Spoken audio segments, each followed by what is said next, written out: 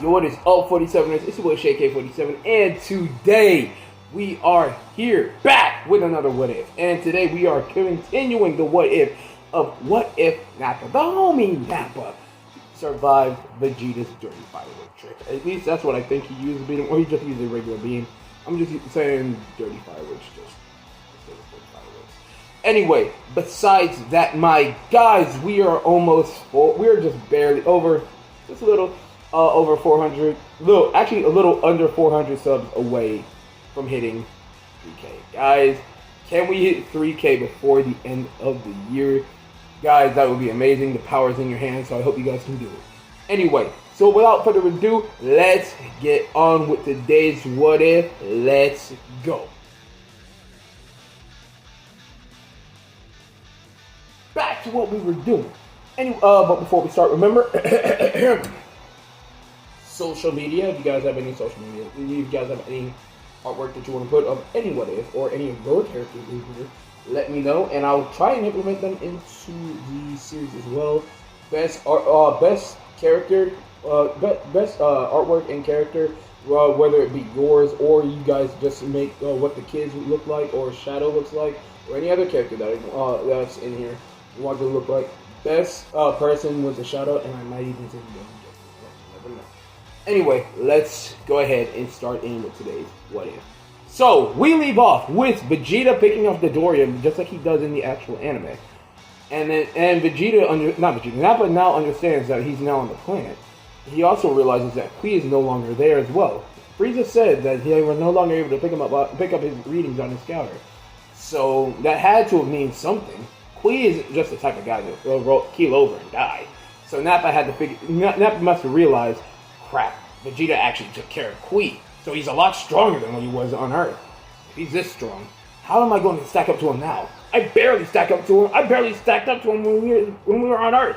Now I don't even compare. There has to be a way.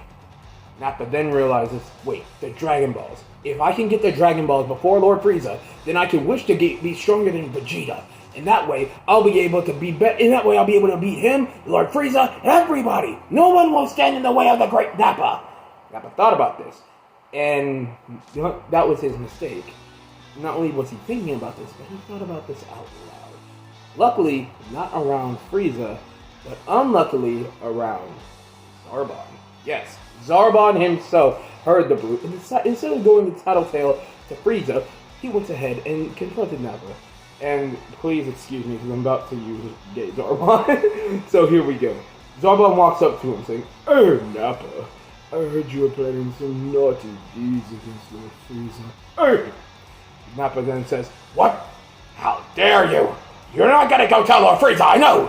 If you do, then I'll kill you."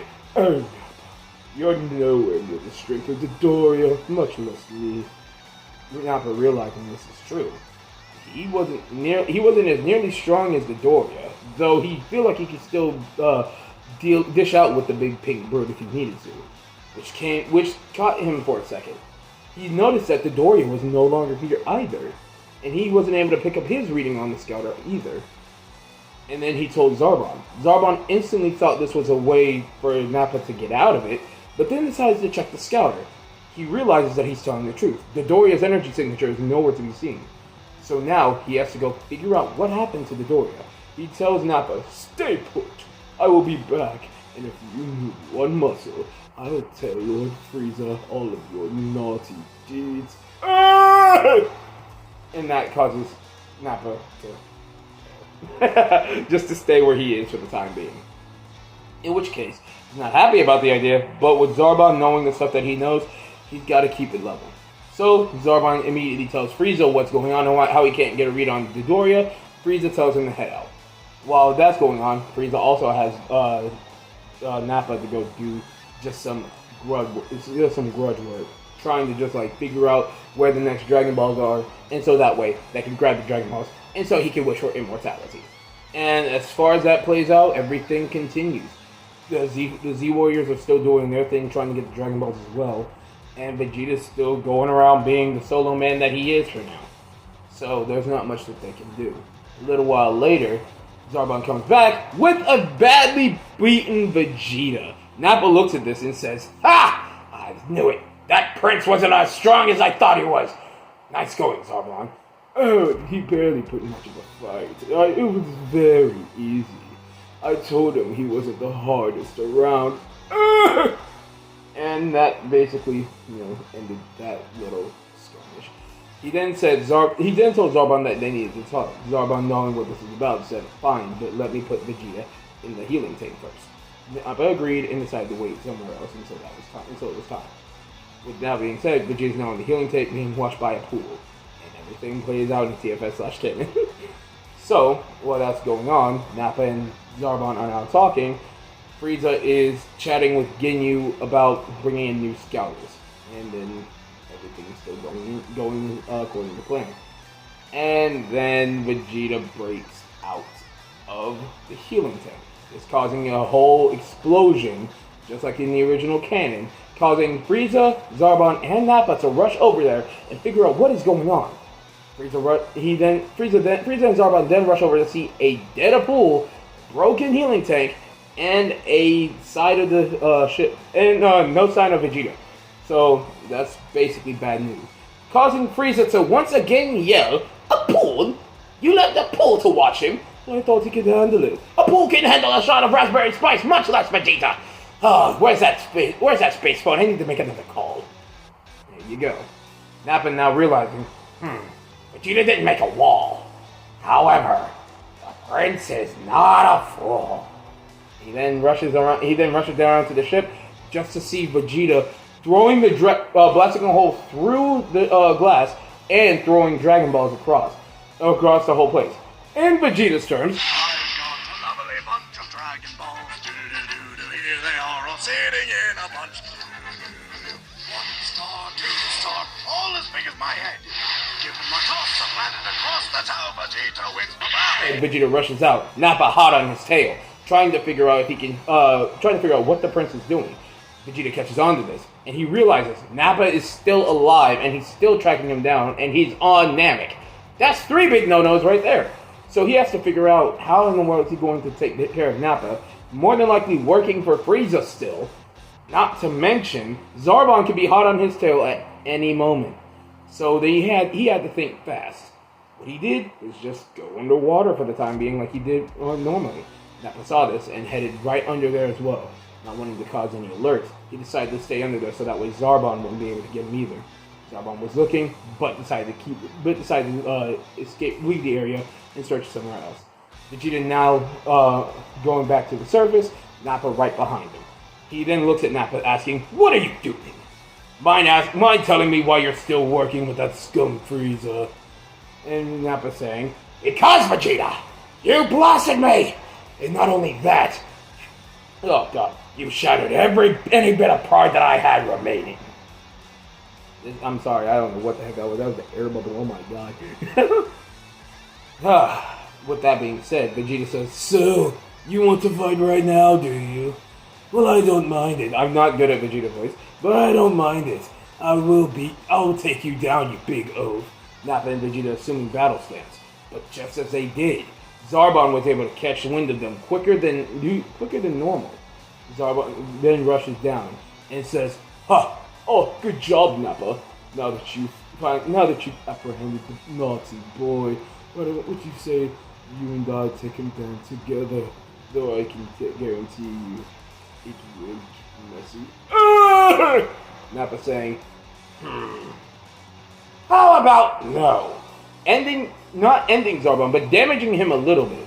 Zarbon saying, "You Saiyans, always such a brute, and always so stubborn." Knocking Nappa away down into a mountain. Then he looks at Vegeta and proceeds to get bodied by him. So much to the point where he's not dead, but he's taking loads of damage.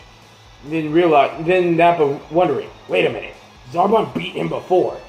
Then why is Vegeta having the upper hand now? Then it hit him, a Zenkai boost. That's the only reason that Zarbon is taking an L right now.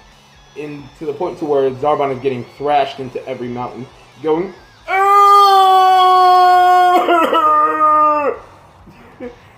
but yeah, with that being said, Nappa follows suit to see exactly how strong Vegeta is, which leads us to the Z Fighters, with Gohan standing right there, and as well as Dende and Bulma. And as in the original canon, just including Nappa, Vegeta says this classic line. Now let me put this in a way you'll understand. I'm about to blow my load all over your insides. No homo.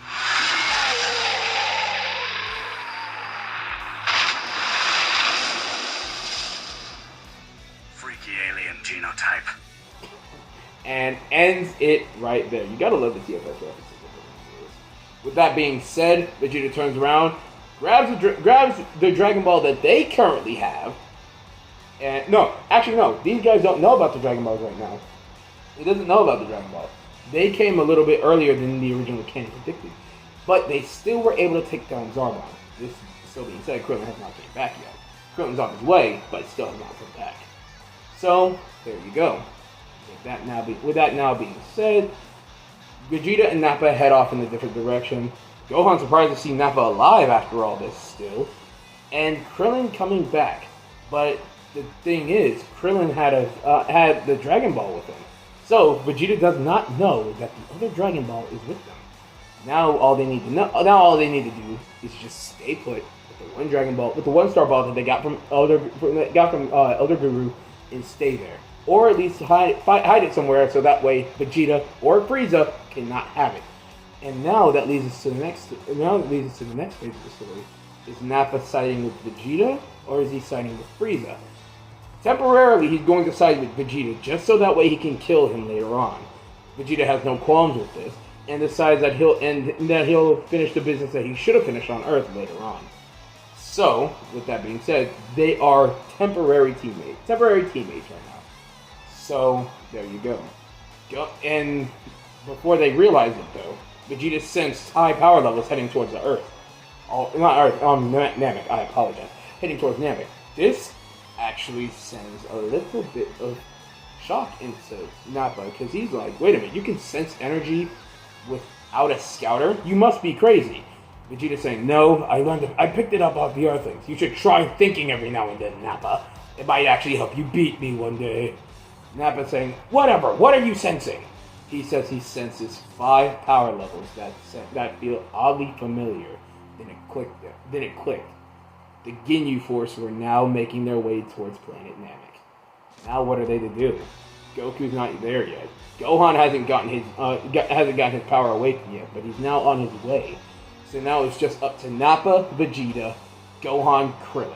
While they do have Nappa there, Gohan still hasn't gotten his new power yet.